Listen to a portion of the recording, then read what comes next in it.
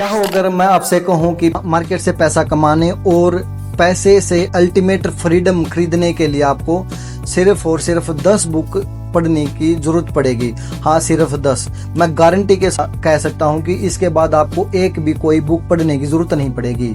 तो इसको एक मैं ऑर्डर में आपको बताऊंगा कि ऑर्डर में कैसे पढ़ना है। वैसे रैंडम बुक नहीं है कि मैंने कोई भी नाम बताया और वो आपको पढ़ ली, या आपको ऑर्डर में पढ़नी पड़ेंगी, क्योंकि ऑर्डर में ही पढ़ने के बाद आपका एक ऐसा माइंड सेट होगा कि जिससे आप एक अल्टीमेट फाइनेंशियल फ्रीडम की तरफ अपने लाइफ को ले जा सकते हैं। तो इसको 4 फेस में हमने डिवाइड किया है, और पहले फेस में आप सीखोगे कि पैसे का माइंड सेट कैसे काम करता है, और सेकंड फेस में हमारा रहेगा कि ट्रेडर का क्या सच होता है, और उसमें वो बुक कौन सी है जो एक ट्रेडर के माइंडसेट को सही रखने में मदद करेंगी। और फेस 3 में हमारा रहेगा कि पैसे से पैसा कैसे कमाया जा सकता है, और उनके लिए हमें कौन सी चीज़ों की ध्यान रखना चाहिए। फेस 4 में है लाइफ और वेल्थ, यानी कि जब हमने कुछ पैसा कमा लिया तो आगे की हमारी लाइफ कैसी होनी चाहिए और वेल्थ कैसी बिल्डिंग होगी। तो ये टोटली जो 10 बुक्स है, इसमें आपको फाइनेंशियल फ्रीडम सेट हो जाएगी, और इस ऑर्डर में ही आपको पढ़नी है जिस ऑर्डर में आपको ये मैं बता रहा हूँ। तो पहले फेस में आते हैं हम। पहले फेस में हमारा क्या होता है कि पैसे का माइंड सेट। पहले फर्स्ट फेस में जो बुक आती है उस बुक का नाम है the psychology of money by Morgan Housel. तो बेसिकली वो बुक क्यों है, ये तो एक रीजन है, नहीं कि ये ऑर्डर में ही क्यों है। पहले तो हमें अपने पैसे को लेकर एक माइंडसेट को हमें ठीक करना पड़ेगा, और जो वो माइंडसेट हमारा ठीक कर सकती है उस बुक का नाम है द साइकोलॉजी ऑफ मनी। कई लोग सोचते हैं कि वेल्थ क्रिएशन एक स्ट्रेटजी या इंस्टीट्यूशंस पे डिपेंड करती है। बेसिकली ये हमारे बिहेवियर पर, और कैसे हम रीड कंट्रोल करते हैं, या फिर मार्केट अगर वोलेटाइल होती है तो उसमें हम इमोशन लेस कैसे डिसीजन ले सकते हैं, इन सभी को जो कवर करती है उस बुक का नाम है द साइकोलॉजी ऑफ मनी। और सेकंड बुक जो है उसका नाम है rich dad and poor dad by Robert Kiyosaki. एक बहुत ही फेमस बुक है, लोग इसको हल्के में ले जाते हैं लेकिन इसको अच्छे से पढ़ते नहीं। इसको क्यों पढ़नी चाहिए, इसका भी तो एक रीजन है ना। इसको पढ़ने से हमें असेट और लायबिलिटी के बारे में पता चलेगा। एक बेसिकली हमें असेट क्या चीज़ होती है और लायबिलिटी हमारी क्या चीज़ होती है, उसमें एक क्लियर डिफरेंस आपको देखने को मिलेगा इस बुक को पढ़ने के बाद। और थर्ड बुक हमारी है the richest man in Babylon. तो ये एक बहुत ही एनिशिएंट टाइम की एक बुक है, और इसमें एनिशिएंट टाइम के एक बहुत ही अच्छी एक्टिविटी बताई गई है कि हम अगर हमारे पास डेली प्रॉफिट या वीकली जो भी प्रॉफिट होता है तो उसको हम डिवाइड कैसे कर सकते हैं, यानी कि हम लॉन्ग टर्म असेट कैसे बनाने में उसको हम यूज कर सकते हैं। एक बहुत ही बेहतरीन किताब है जो आपको ये सिखाने में मदद करेगी। तो फेज 2 है हमारा कोर माइंड सेट करना। साइकोलॉजी हमारी जो होती है और ट्रेडिंग को लेकर, उसके लिए कौन सी बुक है। तो इसमें आती है हमारी 4th नंबर पे हमारी जो बुक का नेम है वो है trading in the zone by Marcus Douglas की।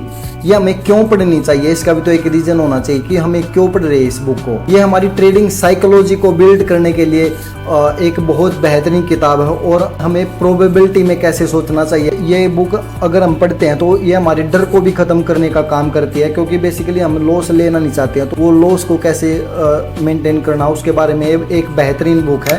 तो इसमें हमारी 5th बुक है reminiscence of A stock operator. इसमें ये बुक हमें क्यों पढ़नी चाहिए। एक जेसी लिवमोर के एक बहुत ही बड़े ट्रेडर थे, उसकी कहानी है, और ये सिखाती है कि प्राइस एक्शन क्या होता है, मैनिपुलेशन क्या होती है मार्केट में, इसके बारे में आपको डीप लेवल पे जानकारी मिलेगी। और 6th बुक है atomic habits by James clear. हालांकि एक ये फाइनेंस से रिलेटेड बुक आपको नहीं लगेगी, लेकिन मैंने ये बुक इस ऑर्डर में क्यों डाली है उसका एक रीज़न ये है क्योंकि ये जर्नलिंग सिखाती है हमें छोटी छोटी जो हैबिट्स होती हैं वो हमें लॉन्ग टर्म में कैसे इफेक्टिव वे में हम इसको अप्रोच कर सकते हैं। इसी वजह से इसको इसमें कंसीडर किया गया है कि आपको बेहतरीन जर्नल बनाने में मदद करेगी। 7th बुक का हमारा the intelligent investor bye Benjamin Graham के द्वारा। ये बुक हमें क्यों पढ़नी चाहिए, ये हमें रिस्क मैनेजमेंट के बारे में बताती है, और एक्टिव इनकम से पैसिव इनकम कैसे जनरेट की जाती है उसके बारे में बहुत ही बारीकी से डिटेल दी गई हुई है इस बुक में। तो अब आगे बढ़ते हैं। हमारी 8th बुक का नाम है the simple path to wealth by J.L. Collins. ये हमें क्यों पढ़नी चाहिए, जब हम ज़्यादा एक्टिव ट्रेडिंग करते हैं तो हमें वहाँ पे पीस ऑफ माइंड की भी ज़रूरत पड़ती है। तो हमें ये बताती है कि कैसे हमें एक उस माइंडसेट को सेट कर सकते हैं। और जो हमने एक्टिव इनकम की है उसको हम इंडेक्स फंड में या फिर हम लॉन्ग टर्म जो सेफ रहते हैं, पीस ऑफ माइंड की तरह काम करते हैं, उसमें कैसे इन्वेस्ट कर सकते हैं, उसके बारे में हमें ये डीप से बताएगी।